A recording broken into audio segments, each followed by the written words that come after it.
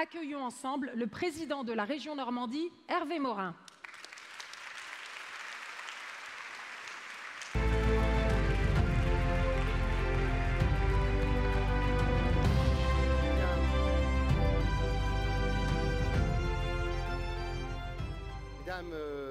Mesdames et messieurs les ministres, mesdames et messieurs les ambassadeurs, mesdames et messieurs les présidentes et présidents de tous ordres, mesdames et messieurs, merci d'être aussi nombreux en dépit de la situation que nous connaissons aujourd'hui. Ça fait maintenant 4 ans que Normandie pour la paix a été créée et je dois vous dire que j'éprouve toujours la même émotion au moment d'ouvrir cette édition.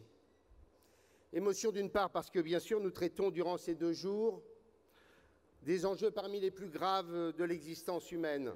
La vie, la mort, le don de soi, les bouleversements des équilibres naturels, les déplacements de population, les atteintes aux droits de l'homme et de la femme, les menaces de la démocratie. Émotion à cause des visages que je vois dans cette salle.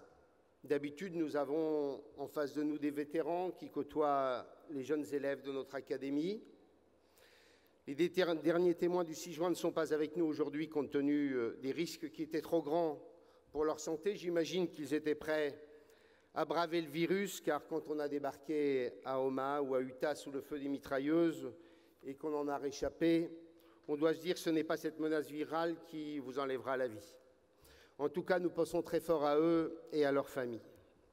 Mais les jeunes sont là, vous êtes nombreux, et merci aux équipes enseignantes, merci aux chefs d'établissement pour leur engagement tout au long de l'année pour construire des programmes pédagogiques autour de ce forum mondial Normandie pour la paix. Vous voyez, Normandie pour la paix, c'est l'événement qui d'abord s'adresse aux jeunes générations.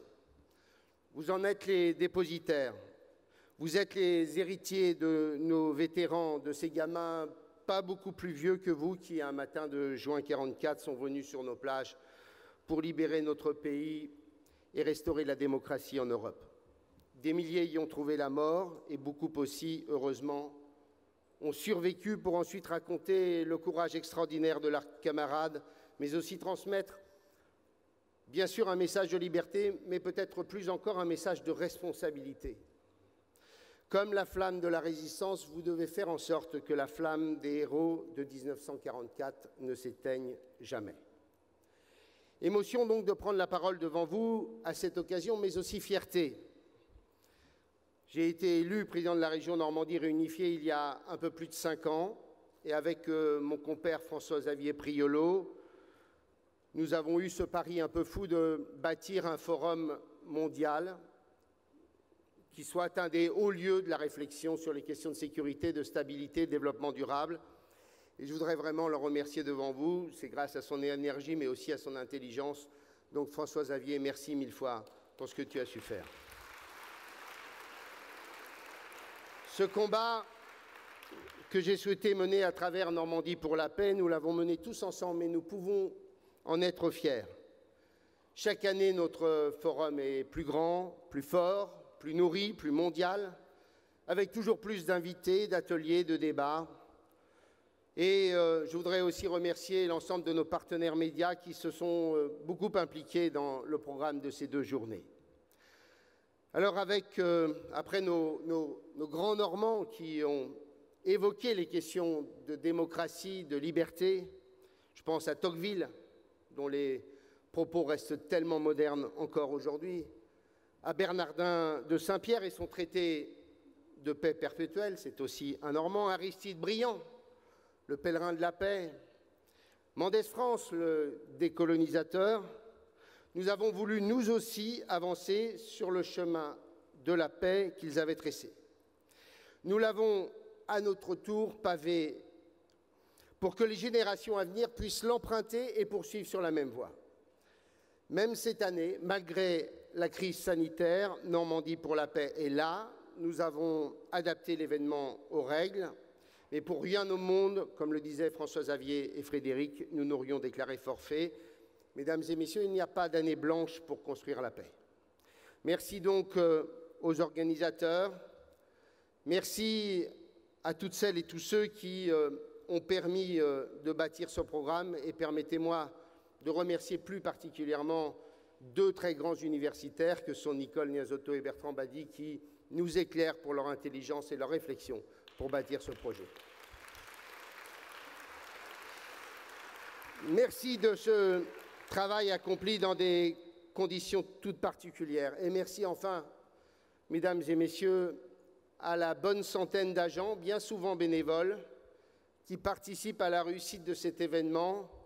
Et merci plus particulièrement à la Direction des Affaires européennes et internationales, emmenée par Julie Miclot. Quand j'ai quitté la région hier soir à 11h30, je voyais que leur bureau était allumé et qu'ils étaient encore en train d'organiser cet événement. Donc merci aux équipes de la région et à toutes les directions support. Merci vraiment. Mesdames et messieurs, cette année, vous avez constaté que le thème de nos travaux porte notamment sur les nouvelles menaces, les menaces climatiques, sociales, technologiques, toutes ces externalités négatives d'une croissance trop souvent irrespectueuse de l'homme et de l'environnement. Ce travail sur les menaces est une thématique totalement en ligne avec notre objectif de départ, objectif qui n'a jamais varié, comprendre la guerre pour mieux construire la paix. Quelques mots, si vous le permettez, sur l'un des sujets que nous allons traiter, les menaces liées à l'environnement. La menace climatique, on le sait, cher Nicolas Hulot, est un sujet tout à fait crucial. C'est un truisme même. Il y a d'ailleurs, mesdames et messieurs, je crois que Donald Trump, qui doit être à peu près le seul dirigeant au monde qui ne le voit pas, comme si la visière de sa casquette était trop enfoncée pour qu'il puisse apercevoir l'horizon. De son côté, la région Normandie, cher Nicolas, cher Yann, est totalement mobilisée sur ce sujet à travers la création d'un GIEC normand. C'est une particularité régionale, composé des plus grands chercheurs et universitaires de notre région et qui rendront en décembre leurs conclusions et leurs résultats pour que nous puissions ensuite bâtir des politiques qui s'adaptent aux perspectives qu'ils nous ont tracées pour notre région. Les phénomènes climatiques violents, la ressource en eau qui diminue, le désert qui gagne chaque jour, avec bien sûr ces catastrophes climatiques et ensuite ces drames humains. Mesdames et messieurs, depuis 2008, on estime qu'en moyenne, 25 millions de personnes ont été déplacées chaque année à cause des phénomènes climatiques, soit 2 à 3 fois le nombre de déplacements liés aux conflits armés et à la violence. 3 fois plus liés au réchauffement climatique qu'aux guerres et aux crises.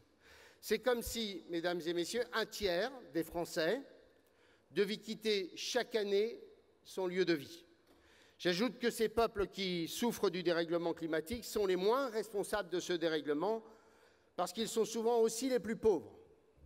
La moitié de la population vivant dans ce qui est appelé les zones côtières basses, celle qui risque donc la submersion à court terme, appartient aux pays les plus pauvres du monde et de la planète.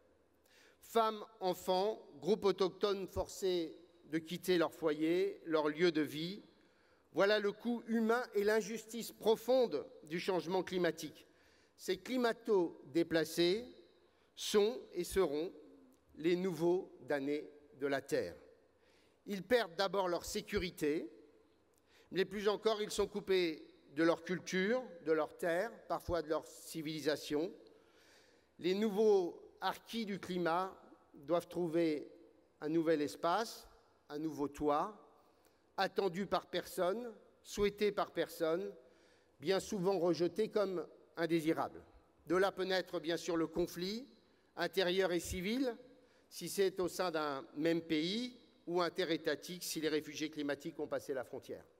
Guerre civile dans un premier temps, mais qui amène ensuite la participation au conflit des États voisins comme celle des grandes puissances. On va très vite du local au régional, du régional à l'international, du déplacement pour raisons climatiques aux conflits militaires, voire aux persécutions ethniques. Voilà le schéma vers lequel nous risquons d'emmener la planète. Même si ces causes sont multiples, le Darfour est à ce titre un bon exemple. Les pâturages se transforment en désert, les puits s'assèchent et les sociétés pastorales sont forcées de se déplacer, se disputant avec les communautés agricoles l'accès et le contrôle des pâturages et des points d'eau restants. Et mesdames et messieurs, au-delà de la lutte contre le réchauffement climatique et le respect des accords de Paris, il y a bien sûr l'ardente obligation de préserver et de protéger le multilatéralisme, mais il y a aussi un sujet à régler rapidement.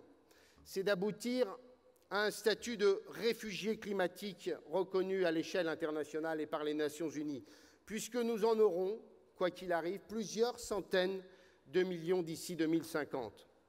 La Convention de Genève ne considère pas les déplacés environnementaux, si vous me permettez cette expression, comme des demandeurs d'asile, car personne ne les persécute, mais il faut très vite combler ce vide juridique qui empêche ces nouveaux déplacés d'être accueillis dignement et légalement. Les colibris de l'environnement sont aussi les colibris de la paix. L'exemple de la menace environnementale montre que la sécurité au sens classique du terme ne suffit pas à garantir la paix. Je suis même convaincu que les dépenses militaires, et c'est l'ancien ministre de la Défense qui vous parle, en forte croissance, ne sont pas le meilleur moyen des nations qui investissent tant et tant dans l'armement pour chercher à garantir leur tranquillité et leur sécurité. La sécurité doit obligatoirement se conjuguer avec le développement durable, avec la santé, avec le respect des structures sociales ancestrales, facteurs de stabilité. Nous devons, mesdames et messieurs, les encourager à investir dans le savoir, lutter contre l'ignorance plus que sur le feu nucléaire, lutter pour les écoles et les universités plus que sur les camps militaires. Retenez simplement ce chiffre. 1% des dépenses militaires mondiales, 1% des dépenses militaires mondiales seraient consacrées au développement. C'est la bagatelle de 20 milliards de dollars à peu près. 20 milliards de dollars, je regardais ça ce matin, c'est 2 fois le PIB du Niger et c'est l'équivalent du PIB du Mali. Et vous voyez bien que lorsqu'on évoque la question de la sécurité et de la stabilité de la zone sahélienne, on comprend très vite que la présence militaire française, pourtant indispensable pour éviter le pire, en 2013, est aujourd'hui une impasse, car elle empêche la construction d'un modèle dans lequel, au bout du compte, on permettrait à ces peuples d'accéder à l'éducation, à la sécurité, à une protection minimum et à la santé, qui serait le meilleur facteur et le meilleur moyen d'assurer l'équilibre de ces nations et la capacité pour elles de pouvoir rentrer sur le chemin du développement et de la prospérité. Et donc cette question-là devrait être une question centrale que devraient aborder les Nations Unies sur le thème « Consacrez juste un tout petit peu de vos dépenses militaires au développement et le monde entier se portera beaucoup mieux pour cela ». Voilà, mesdames et messieurs, le message que je voulais évoquer ce matin. Je voudrais simplement terminer en disant un mot sur, bien sûr, la situation des femmes, qui sera l'un des temps forts de nos débats. Les conflits étant de plus en plus intérieurs et civils, les femmes sont par dizaines, probablement par centaines de milliers, des victimes parfois invisibles, souvent silencieuses de ces guerres. Et il était pour nous important de braquer les projecteurs sur leur situation, et je me félicite que la lauréate du prix Liberté soit à nouveau cette année une femme engagée pour les droits humains. Les femmes sont victimes, mais elles sont aussi là pour faire bouger le droit et les constitutions. Et si la Tunisie n'a pas sombré, tout le monde reconnaît, c'est notamment lié au fait que les femmes ont une place centrale et majeure dans la société tunisienne. Et je voudrais, à ce titre-là, adresser, et ce sera mon mot de conclusion, un petit message amical, un message de fraternité à l'égard d'un homme qui était présent hier, prix Nobel de l'année dernière, qui était présent pendant nos 3 jours de débat et de réflexion, Denis Mukwege, prix Nobel de la paix, défenseur des droits de la femme, et qui aujourd'hui, pour avoir évoqué les menaces qui pèsent aujourd'hui sur les femmes en RDC, est aussi lui aussi menacé sur sa vie. Donc Denis, on est avec toi dans le combat que tu mènes. Donc mesdames et messieurs, après ces quelques mots, place au débat et aux échanges. Vive bien entendu la Normandie, vive la France, mais aussi vive la paix et la sécurité et vive la démocratie, aujourd'hui tellement menacée. Je vous remercie.